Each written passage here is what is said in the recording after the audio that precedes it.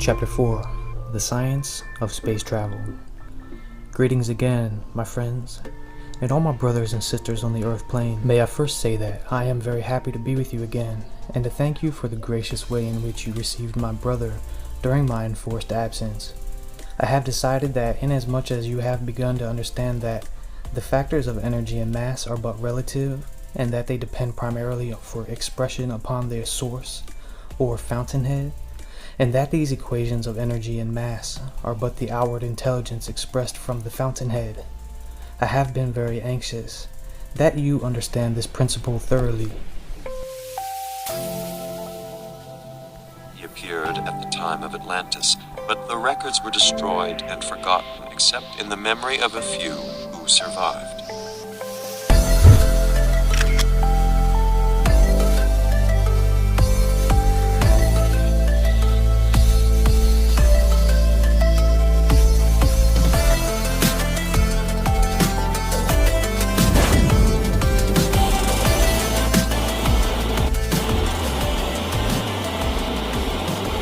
And it is partly because of this that I will discuss the topic of today, which, although it does not necessarily pertain to the expression of life on Venus, is pertinent and vital for your understanding and peace of mind in the future generations of mankind upon the Earth plane. Our topic today will deal with spacecraft and the historical background of the Earth with regard to interplanetary travel. When your scientists touched off the first atom bomb, it had an immediate and far-reaching effect into many of the astral worlds, and in some of the dimensions which are more closely related to the Earth. About 5 planets, including Venus, were immediately startled and gravely concerned with what might be the misuse of atomic power. Clarion, another planet not generally known to the Earth people, was another one so concerned. Likewise, Mars. Eros also was alerted and was swung into an orbit which would bring it in close conjunction with the Earth. These planets all sent out spacecraft, or used other means to explore the Earth to find out all possible ramifications which might be involved in these atomic explosions. The people of the Earth, during the following years, were tremendously excited by the appearance and strange behavior of these various types of craft. One type in particular, which you call flying saucers, has caused the greatest consternation and conjecture, particularly to the Earth scientist. He is at a loss to explain the sudden appearance and disappearance of these craft. Also, he is flabbergasted with the tremendous speeds which they can attain and which he can only track on his radar screen. He is also bewildered by their appearance of being at a white-hot heat or cooling to a dull cherry red. To interject a little mystery here, let me say there is no heat produced in the use of these craft. But first, I must digress to explain to you some of the historical background which is necessary to understand your present situation. About 500,000 years ago, the people of Mars were commuting regularly to the Earth by spacecraft. They had established a colony on the southern edge of what is now called the Gobi Desert, at the foothills of the Himalayan mountains. They were, however, set upon from time to time by savage bands of native Earthmen who roamed about the Earth at that time. In the last of these forays, a large group of Martians barely escaped with their lives into the nearby hills, where they remained hidden and lost to their countrymen, who finally abandoned the idea of colonization on the Earth.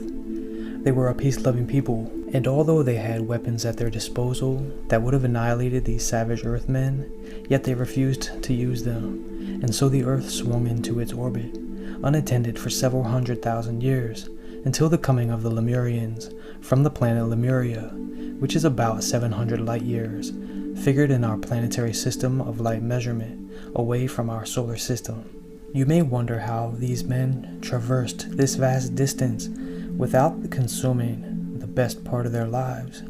It was through the principle of change of frequency relationship, which enabled the spacecraft to travel through inner space at speeds approximately 10 times that of your known speed of light. Therefore, the distance from Lemuria to our solar system could be traversed in a very small fraction of the time, which you might assume would normally be necessary. In other words, about 5 or 6 years.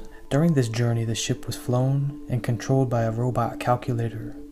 The 11 who occupied the ship remained in a state of suspended animation, something like a cataleptic, hypnotic trance.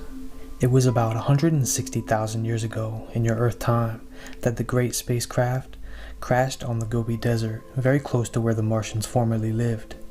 Inside were these 11 men on this craft, which had come, as you have been told, from a planet much closer to the central vortex of the material universe and our own solar system. This was the planet Lemuria, about 3 times the size of the Earth, and warmed by the rays of a huge, brilliant, copper-colored sun, to which it was fairly close. The people of this planet are, compared to your Earth people, of a very large and tall stature. They are also advanced in their spiritual evolution, to a point which is about halfway between the scientific plane of Mars and the spiritual plane of Venus. We had long been in telepathic communication with these people, and it had been their first attempt with spacecraft at such vast distances, which had ended so disastrously on Earth. It had not been their desire to land on Earth, but rather on Venus.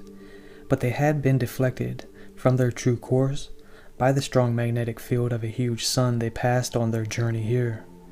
You are all somewhat familiar with the story of Mu, or Lemuria, on your Earth, and how the science of these 11 masters, or supermen, was handed down through the ages, so that it became a vital science of that civilization you call Atlantia. It was the people of Atlantia who still used spacecraft, and were, through the knowledge and use of the principle I have explained to you, able to float silently through the air in weightless craft, which they propelled by using force beams, or energy beams, using as their source of energy the magnetic fluxes which surround the Earth.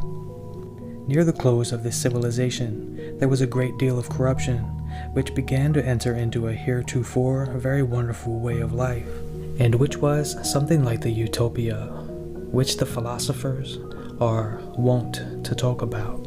It was at this time that an avatar who was living on Venus made a pilgrimage to Atlantia, and there, after proving his mastership by placing the flame of life upon a crystal clear quartz block, which he materialized from energy, he ruled for the space of 428 days, during which time he wrote a book about life and placed it beneath the flame.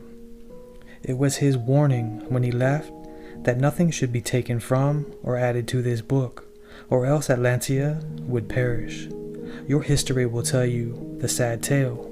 Sometime after the disappearance of the Avatar, whom you call Christ, a group of Atlantean men, women, and children, wishing to preserve their way of life, escaped in a spacecraft to Mars. It was the descendants of these people who were contacted by your Earthman named Fry, as well as numerous others. I am bringing you this story so that I can show you how these craft or flying saucers work, and which will also point out to your Earth scientists the underlying principles which they are now hopelessly trying to duplicate. The trip the Earthman took in his flying saucer was quite real. However, it did not take place in the dimension or realm with which he is familiar. This saucer is guided by a mothership, which is a cigar-shaped craft, which usually hovers motionless out in space. At about 10,000 miles distance from the surface, the craft is pilotless and is flown by a beam of energy, which projects like an invisible searchlight from the mothership. This beam is hollow like a tube, in the center of which the saucer always remains. The outer shell of this tube-like beam is a composite form of innumerable wave shapes or intelligences, which have been taken from a source coming from the fountainhead, and through processes which are known to them as well as to ourselves. These energies are so directed that they can change the relationship of the atomic structures which compose the metals of the ship, and thus render it weightless, as it does not now in this condition reside in the spectra of atomic frequencies, which are subject to the gravitational pull of the planet Earth. This gravitational field, by the way, is merely a highly charged field of force, which has as its origin a condition caused by friction between the outer shell of the Earth and the inner, molten core. Now, as I have told you, contrary to general belief, there is no heat involved in the glowing appearance of a flying saucer. This is caused simply by reflection and refraction, similar to that principle which causes a rainbow. In other words, as the basic frequency relationships of the atoms composing the metals are changed, these atoms will, in assuming their place in molecular structures, reproduce such reflection or refraction from various light sources, such as sunlight, daylight, or moonlight. The sudden stopping and starting of these strange craft is now likewise more easily understood. If you have watched the pencil-like beam of a searchlight piercing the night sky, you will see its extreme tip move at a tremendous rate of speed across the sky, and yet, if you are standing by the searchlight, you would see that it moves very slowly, and but a few inches at a time. This is exactly how these saucers are operated. They are flown up and down, over and around, and in any direction the operator chooses by simply moving the searchlight beam projector. As I have explained, this beam is a hollow tube of energy, and by the simple law of adhesive energy, the saucer could not get out of this beam. Now I see that your bodies are beginning to tire, although I know your minds are eager for more information. On my next visit, I will give information which is more pertinent to life on Venus. I have brought you the topic of discussion today for several obvious reasons, inasmuch as all of the underlying principles, as well as the motivating factors, are all interwoven. They are of concern to all races or groups of people who are in a more advanced state of evolution than the Earth peoples. I might add one more thing before I leave, as I have heard you question the validity of flying saucer contacts or of other such similar appearances of spacecraft to seemingly obscure people. These are primarily somewhat in the nature of testings or psychological experiments, and have been meant in a mild way to shock the Earth people from their ruts of materialistic complacency. You are right about one thing, however. We, or any other advanced race, it would not seriously affect your own chosen way of life. It is the infinite wisdom of the God who created you in your finite way that you must find your way back to the fountainhead by developing your own spiritual evolution. And so until such future time, I will await your convenience. Brother Malvar.